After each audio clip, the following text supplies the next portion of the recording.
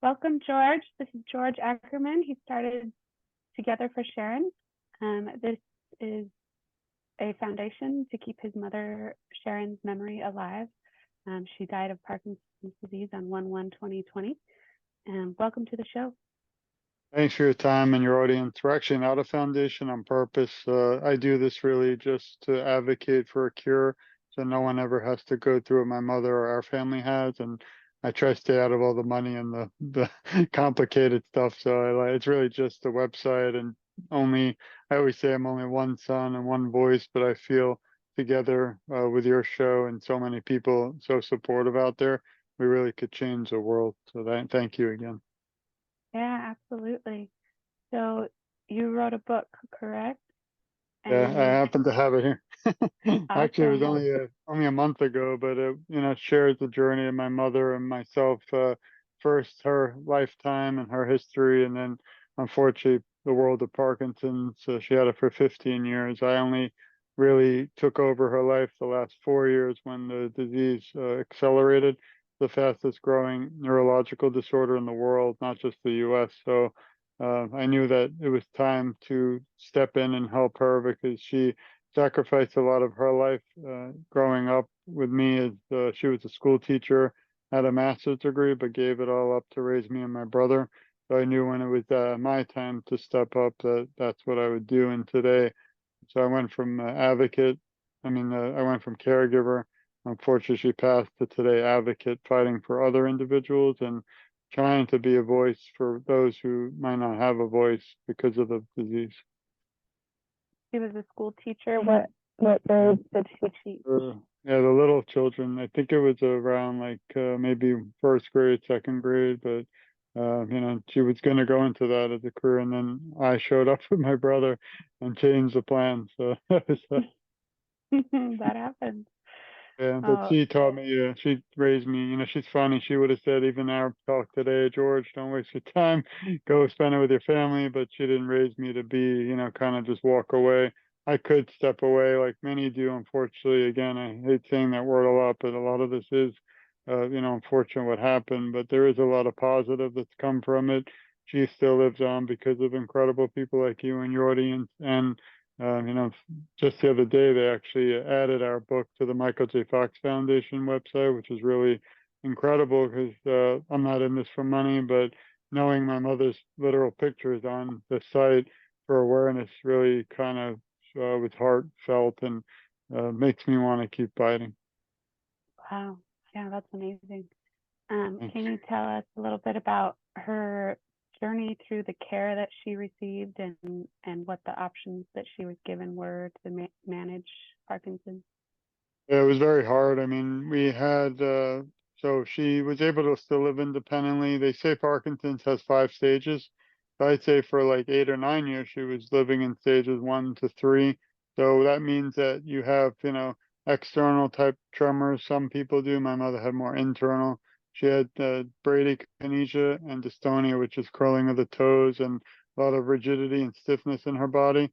But until the 7th year, I didn't really visibly notice much. She started getting stiffness in her left arm, so she couldn't use it too much. But she still was able to drive and, live independently and have a life with her friends. But she went for a special study because we tried everything, like 15 doctors, this, that.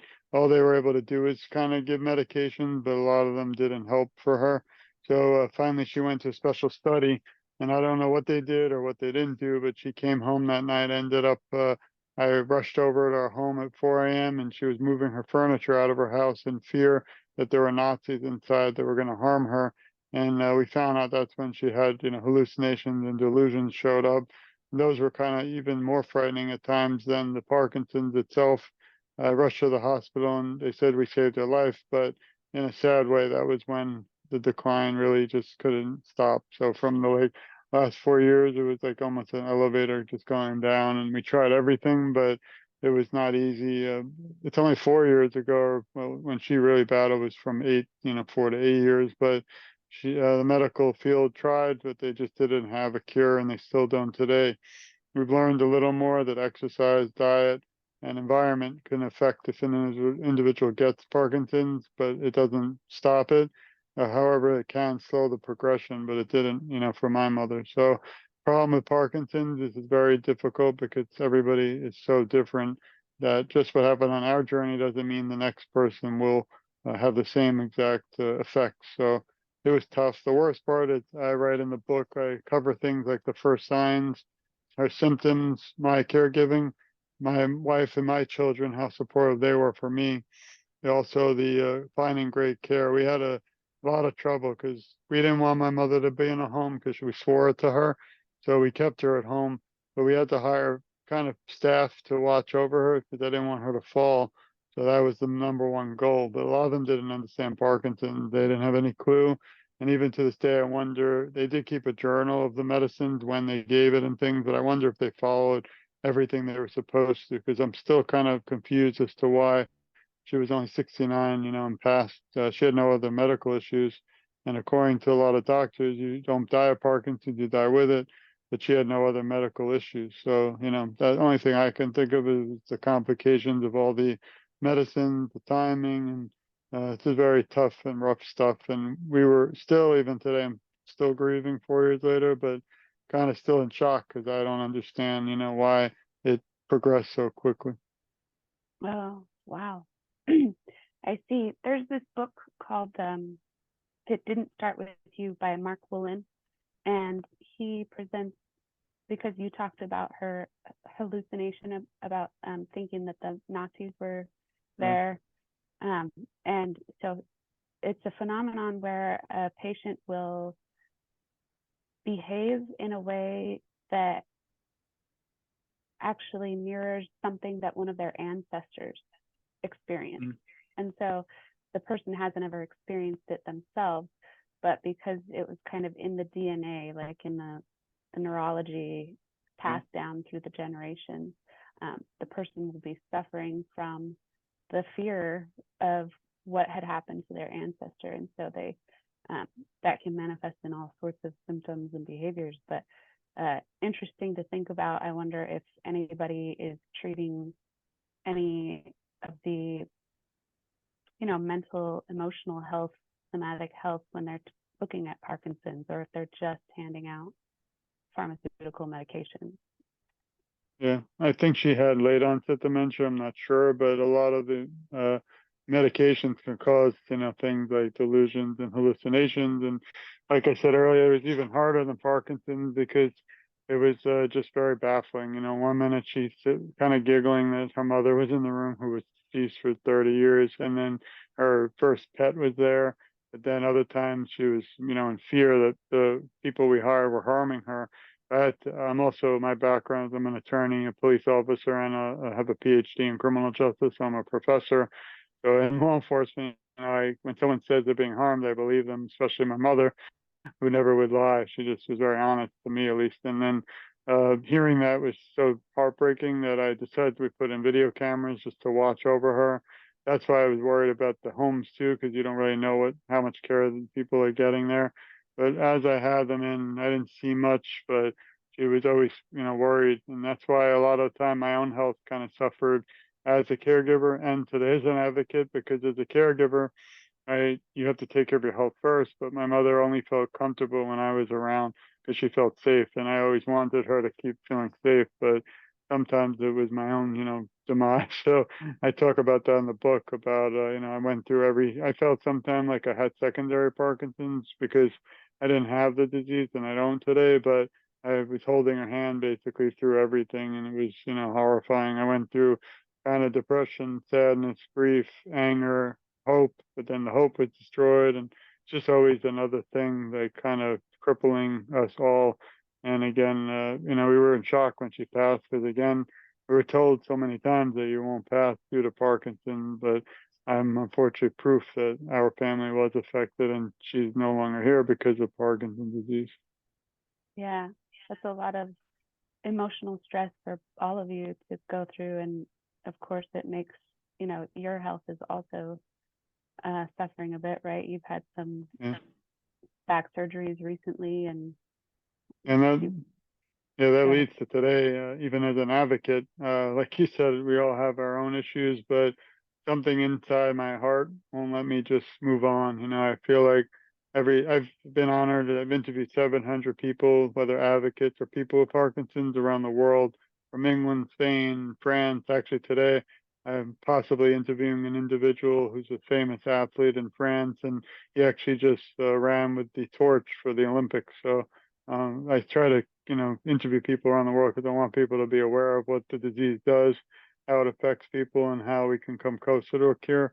But through those interviews and meeting amazing people such as yourself and your audience, I have been able to bring happiness and the light from the darkness. So obviously, it's sad every day because I lost my mother, but I've reached and met so many incredible people that inspires me to keep going. We started together for Sharon.com, just kind of thinking, we remember my mother, and few people would see it, and we move on.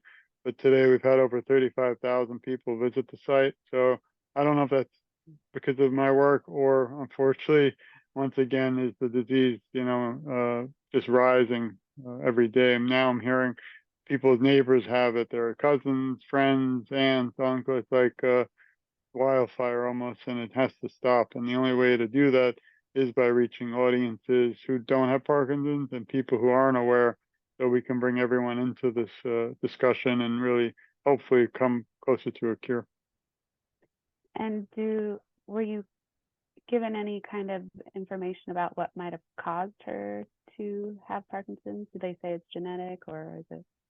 Yeah, it's a great question. No one really knows. They don't think it's genetic. I agree with a lot of experts that it's the environment. So the food we eat, unfortunately, like at the shopping center when we go, we don't know what pesticides are spraying on the fruits and vegetables. Also, I was shocked to find out even your dry cleaner. Like I was interviewing an expert doctor on Parkinson's. He was mentioning how the sprays they use, the chemicals in the dry cleaning can get you, could possibly cause Parkinson's. And as he was saying that, I was like, how do I rip my shirt off and burn it while we're talking? It was scary. And then also, Yeah. diets is big. We have something called paraquat in the world. It's banned in China and not in the U.S. And it's a poison that's used in a lot of the chemicals like pesticides. So I think she had a beautiful home, but for 20 years didn't really keep it up well, and she had mold in the house eventually, and then termites. So we had all different people spray back then, and who knows what was in it. But I really think that that's what it was, the environment. So the water we drink, I don't know if you heard of Camp Lejeune. It's a famous lawsuit where all the people serving the military and the families are now coming down or have with things like Parkinson's and other diseases because of the water was not it was poison. So there's things like that, paraquat, and a lot of areas from the we trust the FDA and all the government in a way. Not everyone does, but we trust that they're not going to put food out that we can consume and buy. I don't know how smart the trusting is, and if you want to be organic and live healthy, they make it extremely expensive, so not everyone can do that. Also, the big thing is exercise. If you do 35 to 40 minutes a day, whether you have Parkinson's or not, if you do, it could possibly slow the progression. So I've found so many incredible resources from dancing for Parkinson's, punching for Parkinson's, push-ups. So there's so many great things, but they're hard to find. So Together for Sharon again brings all those resources together completely free. As you see, I don't accept money. The only thing I do accept is that I want people out there to know that they're never alone and that there are people like us fighting for them. And even in 2024, it's sad at times because I don't want anything, but people are shocked. Like, I don't know why, but it's, I have to actually convince some people, which is really depressing and kind of pushes me away from even wanting to help. But the one negative and the 80 million positive is why we do everything. But to imagine like you want to help someone, you don't accept money and you won't want anything but a cure. But still people don't believe it. And the nice thing is, even if you look at TogetherForSharon.com and click donations, the few organizations like the Michael J. Fox Foundation were amazing enough to create a web page in my mother's memory. So if you donate a penny or a dollar, it goes directly to their organization. It has nothing to do with me. So I always say we're like a conduit where, it's just a site to get awareness, resources, and it's kind of, reaching the world. I don't know. I don't really want to keep doing it, to be honest. I want a cure so we can stop this all. But until then, I have to feel like I'm just got to keep fighting. Yeah, it sounds like the only thing that is available currently is prevention. And that is hard to do when our water is being, treated with chemicals or poison. And then our food is not sourced sustainably, really. It's mass produced and full of pesticides. And even the animals are not fed real food. They're fed mixes of grain and poop in some cases where they should be eating grass or bugs. And so taking care of our bodies, we get so busy and distracted, and we get so focused on trying to be productive and making money and doing all the things that we've been taught to do. I mean, our school systems are training little servants, basically, people who expect to be paid a low hourly wage, but to spend the majority of their time working, doing something that they hate. And then we wonder why people grow up and they feel really unfulfilled, and then they're searching for something outside themselves that's going to make them happy. And we're told, oh, buy the next thing, achieve this next thing, just stay productive, just make sure you're busy and you're keeping this whole economy going. And then people are getting really sick, and they're not. When you have people who are in charge of the food system who aren't inspired, who are really working from a place of fear and scarcity about losing their crop, or then they're doing things like, hybridizing wheat is a practice that happened with industrialized wheat production, where the farmers learned to make the wheat more resilient by crossing it with other grains, but that made the wheat less digestible in the human body. It made it harder for us to digest. It made more gluten. And so we can get flour and wheat from other countries where it's not been hybridized. I mean, that's something I do, just to aid in digestion and but it's essential that people understand where their food is coming from and what their motivation is in life. If they're operating from a place of trying to look on the outside like they're worthy, then they're going to run into issues where we start getting really sick physically. And we're seeing that everywhere. Yeah, I was shocked even thinking back maybe 10, 15 years ago when I looked for one of my first homes ever. And there's a little area, it's called Wellington, Florida. I probably shouldn't name anything, but anyway, it was a beautiful new complex, beautiful. I was about to do the mortgage and take it. And then I get a letter saying the area has arsenic in the water. I'm like, and like, how do you sell homes with arsenic? I mean, that's poison, and who knows what it could do to the future children. And then just fast forward today, I happened to drive by, just happened to look there, and it's still there, and people are living there. And I don't know if you can get rid of arsenic. Obviously, they probably did, and whatever. But just knowing that there was one time something that dangerous to people, it's amazing, how for profit builders and the whole real estate world, especially in Florida, they just keep building, and animals are being destroyed and swiped out because of more building. But we actually want to move somewhere further north because there's no room. It's like overcrowded now. Everyone left. I guess New York came to Florida. But it's we want someday. My dream is to have a few acres and just be left alone with some animals. But it's sad, how we treat the environment, and we expect to be treated back just as positive. But and like you said, it's just sometimes we just don't have time. Like I didn't even have time today to eat. So I'm failing to follow our discussion, which I'm always honest, but just don't have the time. So Yeah, that really prioritizing ourselves and our own health is essential, and it takes a lot of inner work to transform the beliefs that we have, to convince ourselves that we're worthy of doing that, and that we have a choice to start making the time to prioritize ourselves and our health, rather than, but I got to tell you, like, years. It's taken me years to unpack all of those types of beliefs that I had. I grew up as a Jehovah's Witness, and my parents both worked, and everything was about, well, we got to make money. We're just barely making it. We're just barely making it. We never have enough. We never have enough. And when you grow up believing that, whether you have enough or not as an adult, you still will always feel like you don't, because there have been times where I've made lots of money and then other times where I didn't make as much money. And either way, I was still operating from that like fear and lack of money mentality. And so, I mean, the US is one of the wealthiest countries in the world, and we have so much more than a lot of people around the world, but we all feel like we don't have enough, like we're not enough because we don't have enough.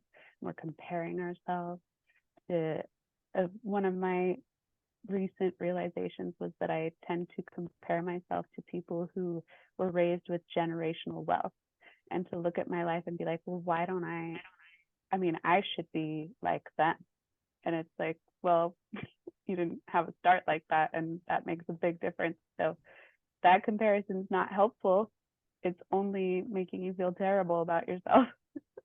And that, unfortunately, with that wealth would have been good because you can spend more time with loved ones. That's the one sad. Like my family, I have 3 children. One turned 10 yesterday, and it's like I just blinked, and he was a baby the other day, and now all that time's gone, and can't get that back. So that's why we have to try and do better as a society, so we can, be here for each other. And like I said earlier, going back, my mother was, I think, 69 is too young. I think today, you think 85 maybe, or like, but she lost 15 years alive and 15 years after, in my view, because of this disease. And I don't want anyone else to ever have to go through that. Yeah, absolutely. Really, really unfortunate. Do you want to tell us a little bit about what your journey specifically, like how it's affected your health with going through all of this? Yeah, I mean, I've been lucky in a way because my mother and my wife were best friends too, and that's not always true in many, relationships. So I was gifted and wrote the story about how they met and our first time we met in the book. But it was tough for her too, and she was, raising 3 children, my wife. So thankfully, even through a marriage, can be destroyed when you have to be a caregiver for 24/7 for someone you love. But because she also cared for my mother, she understood. There were some days I wasn't even home with the kids or seeing her, and she ran the house and helped take care of the children while I was with my mother. So thankfully we weren't too far distant, so I could rush back and forth. We finally sold the house, moved my mother across the street in another community. But from the day she moved in, that was the last year of her life. She never got to enjoy it. My dream was that I'd sit on the fake man-made lake, sit in the backyard with her grandkids. She used to love blowing bubbles on Sundays, and just wanted them all to have at least 10 years to do that. She never did get that chance. And we actually bought another place, a bigger one. We were going to sell that and bring her to my house, and she never made it. So now we have a room here that's kind of sad. Every time I walk by, it's like, she should be here. But I don't know, with the disease and the dementia and all the things, I don't know if I could have physically and mentally handled it. There were some days where, again, it was too much, even though I loved her, trying to be positive, but I didn't know how to handle a lot of it. I'm not a, trained professional in medicine. Even if you are, I don't think you can handle some of the stuff. My mother was like the most positive, friendly, nice, kind person. But one time I remember I wasn't there, but she took a light and threw it against the wall because she was so frustrated at the disease. And the only thing you have is hope, and they took that away when she had to go the last year into a special hospice program at home. But when they did that, it was great because we had a real nurse and medicines were taken care of. But they don't allow you to have physical therapy. And the only thing, again, for Parkinson's patients that keeps hope is that you can work out and do things to try to slow the progression. So that's something that needs to be changed. But there were days she just physically couldn't do the therapy. I understand, but they shouldn't just cut it all off. Because to me, hospice is usually a weekend or two, but when you go in it for a year, you know, it's just, you don't know what the future brings. And then the last 7 days of her life, she just had a heartbeat, but didn't even move, she wasn't really alive. And we don't have death with dignity in Florida, so that was torture. But, you know, it was all just so fast, so unnecessary. And I hope someday there's a cure so no one else again ever has to go through that, because she would still be right here by my side. And, you know, because of Parkinson's, she's not. What is death with dignity? Yeah, that's an important law. Many states have it, some don't. So New Jersey has it. Basically, if you have a terminal end of life disease, like let's say in a stage 5 cancer or something, and there's no chance you'll ever recover, you can actually end your life with a nice way. I don't know how to say it, but more peaceful, you know, like we do with our animals and loved ones, animals. So we treat our animals better than our loved human beings. So Florida is working on passing it now. Obviously, it's too late. You have to be a resident for a year, I think, in the state, but we didn't have that. So for 7 days, she was literally just tortured. We were tortured. And it's just something I don't think anyone should ever go through. And the big problem is they don't consider Parkinson's disease as an end of life disease, which obviously it is. And it's just sad that everything again comes down to, I'm a lawyer, but the law, the government, politics, and all this stuff. And until some of those individuals are affected by Parkinson's or these types of diseases, they don't really bring much change, or they don't even, you know, talk about. Thankfully, in a good way, but also a bad way, there's a lot of representatives out there that do have Parkinson's or lost a loved one due to it, and a few of them spearheaded with the Michael J. Fox Foundation. Last year, it passed on December. In December, it passed the House of Representatives, and then just passed the Senate unanimously a few weeks ago. So now it's sitting on the desk of the president to sign into law. It's called the National Plan to End Parkinson's Disease, and it's the first literal legislation in U.S. history to help support people with Parkinson's and their families, awareness, and research for a cure. And I'm hoping any day, even as we sit here, they'll sign it, or the next president or whatever, and then we can see, you know, then they have to implement it. But that's huge to be able to have some support or funding from the government, because they've never really done anything for Parkinson's disease. And I think it is, again, because some of the individuals who sponsored the bill have lost a lot of loved ones due to the disease. And that's what it takes, unfortunately, to get things going. So it's too late for, you know, my mother, but not for still the million people in the US who are battling it, and 10 million around the world. Wow, that's a big accomplishment that there's Yeah. legislation going through. Yeah, And go ahead.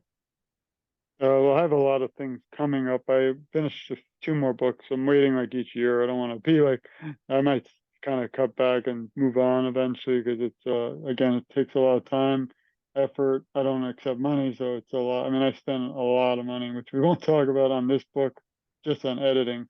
And I'll never make it back, but we don't do it for that. I just dreamt that my mother will never be forgotten. I really think they should have a movie about this, because not just like, I wouldn't take a dime, they could donate it, but I think, you know, we have the Hallmark Channel, the Oprah Channel, all these great channels, but not one of the movies or shows talked about Parkinson's, and I think that would really bring a lot of light. But unfortunately, if you look online, it says you need an agent, so I don't know how to. I kind of don't know much about that stuff. So maybe someone listening someday will see some of these and think about it. But I really think we need more awareness, and we need more people on board to end the disease. Yeah, and sometimes, you know, just being, it's Yeah. pretty hard to keep advocating for something when you don't accept any money. Like, Right. we're always taught like that accepting money makes something, Yeah. I don't know, defiled or dirty, and that's simply not true. It's just part of keeping resources moving, because Yeah. we require resources to survive. But That's you one thing mentioned that I've how, never been great at, is fundraising. I try. I mean, I reach literally the world, and just we've donated about $20,000-$30,000 of our own family money to the different organizations, like the American Parkinson's Disease Association, Michael J. Fox Foundation, Drive Toward a Cure, and Power Over Parkinson. But you know, I have to cut back on that too, because it's not easy. We're, you know, not doing as well financially when we do all that. I love helping people. So it's like you said, it's like a weird balance and world. And, even in the third book I wrote, talked about maybe turning it into a foundation, but then you have the whole world of, you have to pay fees to the state and this and that, and then you have to pay the IRS. It's like, I just want to help someone, but I do dream someday of maybe giving like scholarships to young neurologists who want to focus on Parkinson's. That would be something I do have a dream, but I'd rather find a cure and not have to do any of this anymore.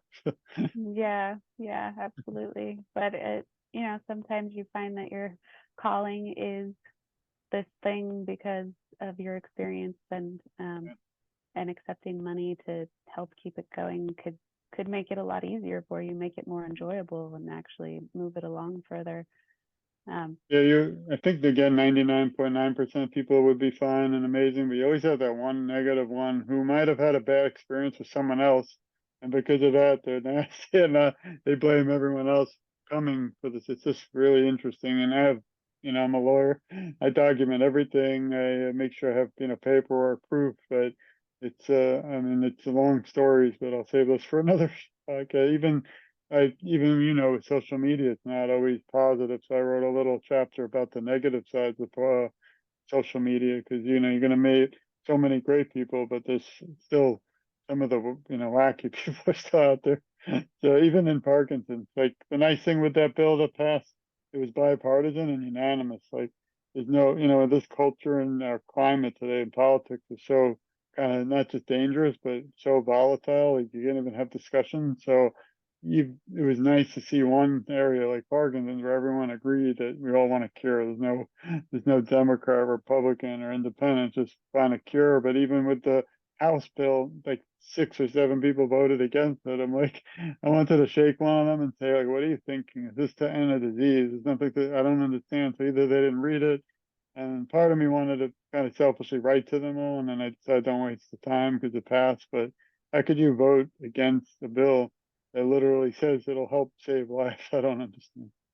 Yeah, and it's so normal for our brains to like zero in on those negative ones Yeah. and kind Mhm. of overlook all the positive, and that just takes a mindset shift to go into like, oh my goodness, I am so supported, I am so Mhm. grateful that I am so supported, and those few voices over there, I'll just skip over that one. I don't need to read Yeah, it.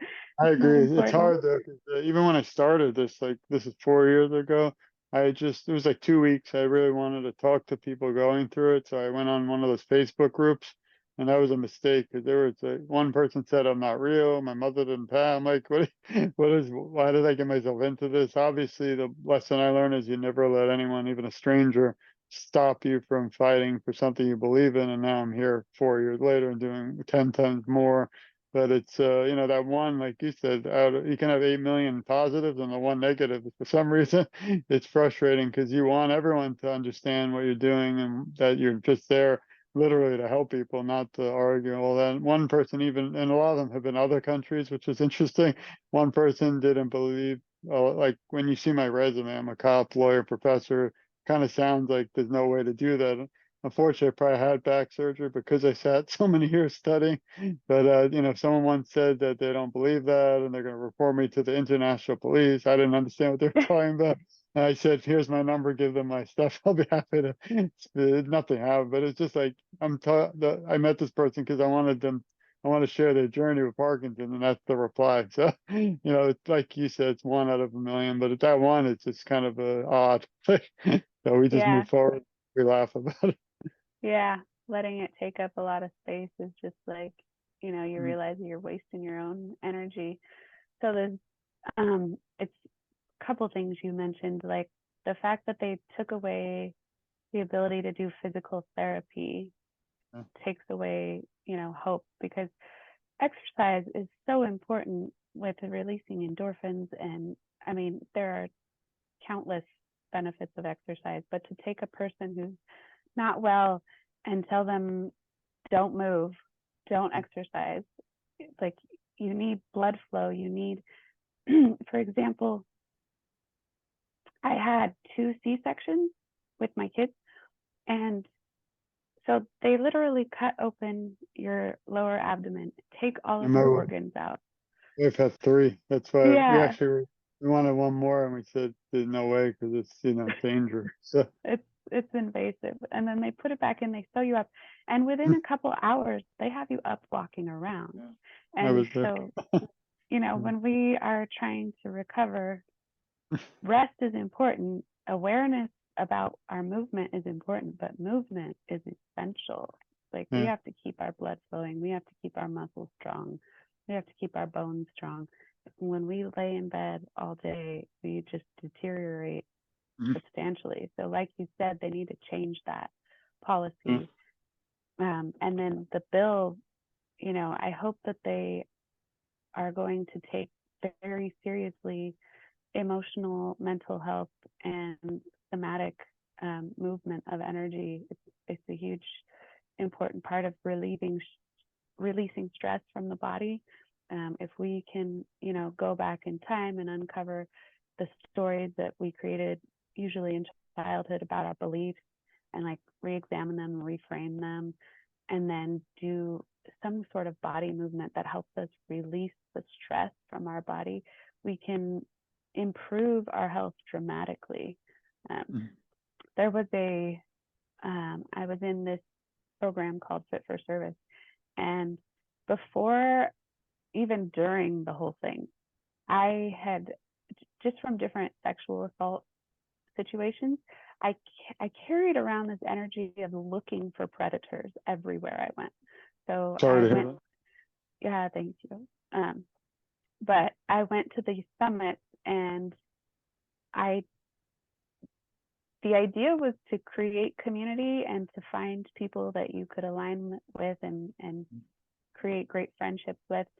And that worked, but it did take me the entire year. I would show up at the summit like in terror, being Mhm. around strangers, and then I would go and expect them to want something from me, expect um it, it it's really interesting because I live in a whole different universe now. Mhm. But like Yeah. in my head, Well, I thought actually, I was being really smart.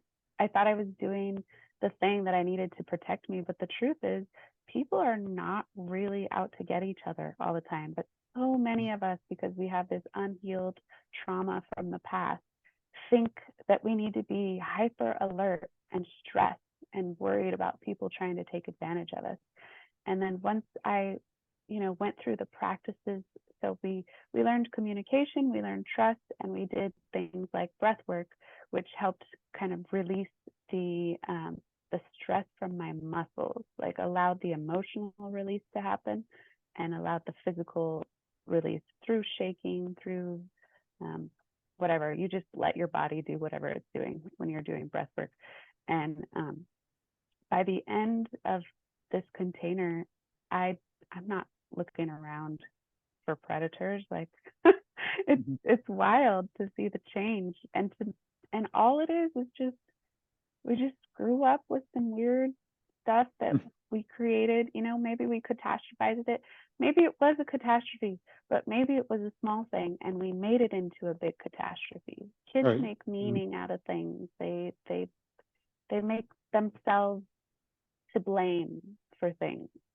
And when you carry that around you, you will end up sick over time.